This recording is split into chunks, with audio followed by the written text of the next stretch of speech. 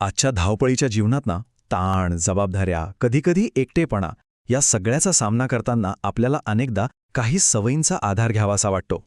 पण विचार करा, काय होतं जेव्हा एखादी सवय आपल्या नियंत्रणाबाहेर जाते आणि आपल्यावरच ताबा मिळवते? चला आज याच महत्त्वाच्या विषयावर जरा सविस्तर बोलूया. आपल्यापैकी अनेकांना कधी ना कधी असं वाटून गेलेलं असेल की अरे, ही सवय माझ्यावर खूपच हावी झालीय, मी जणू काही यात अडकून पडलोय. जर असं कधी वाटलं असेल तर विश्वास ठेवा, आपण एकटे नाही आहोत. ही एक खूपच सामान्य भावना आहे. चला यावर जरा आणखी खोलवर विचार करूया. एखादी सामान्य सवय आणि व्यसन यांच्यामध्ये खूप पुसटशी रेष असते. ती नेमकी कुठे आहे आणि ती कधी ओलांडली जाते हे समजून घेणं खूप महत्त्वाचं आहे. मानसशास्त्रामध्ये व्यसनाची व्याख्या तशी अगदी सरळ आणि स्पष्ट आहे. जेव्हा एखादी गोष्ट आपल्यासाठी हानिकारक आहे हे आपल्याला चांगलंच माहीत असतं, पण तरीही ती थांबवणं जवळजवळ अशक्य वाटू लागतं, तेव्हा त्याला व्यसन म्हणतात. इथे मुद्दा चांगल्या किंवा वाईट असण्याचा नाहीये, तर नियंत्रणाचा आहे. बरं, सगळ्यात आधी एक मोठा गैरसमज दूर करूया. व्यसन म्हणजे इच्छाशक्तीची कमतरता किंवा चारित्र्याचा दोष अजिबात नाही. खरं तर याचा थेट संबंध आपल्या मेंदूच्या केमिस्ट्रीशी आणि आपल्या आत दडपलेल्या भावनांशी असतो. पण मग प्रश्न असा येतो की हे व्यसनाचं चक्र नक्की तयार कसं होतं? आपलं शरीर आणि मन यात नेमकं कसं अडकतं? चला हे समजून घेऊया. आपल्या मेंदूमध्ये डोपामाइन नावाचं एक रसायन असतं, जे आपल्याला आनंदाची, सुखाची भावना देतं.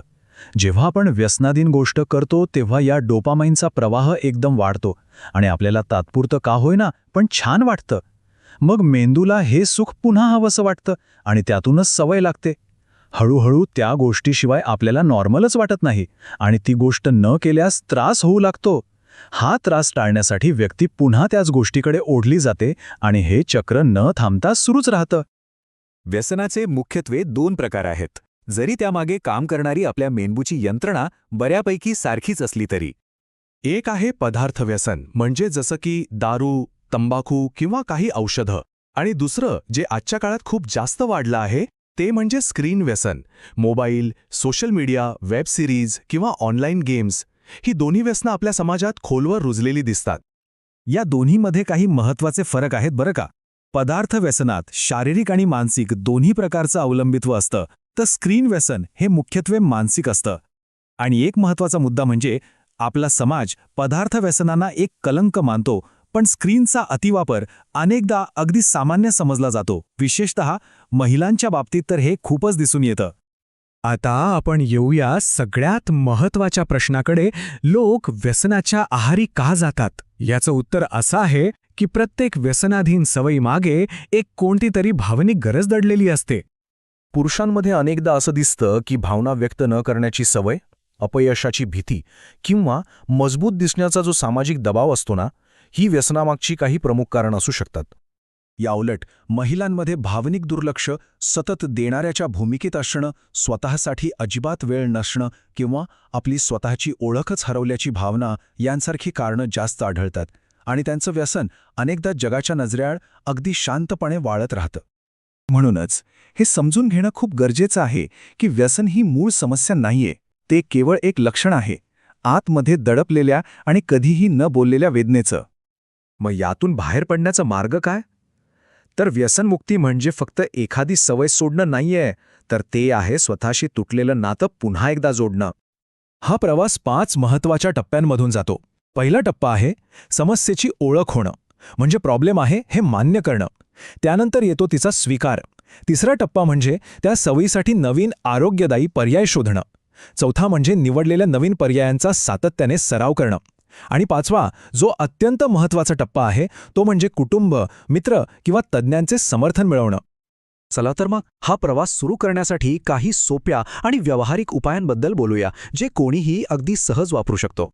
जेव्हा व्यसनाची खूप तीव्र इच्छा होते ना, तेव्हा हे एक सोपं श्वासनतंत्र खूपच प्रभावी ठरू शकतं.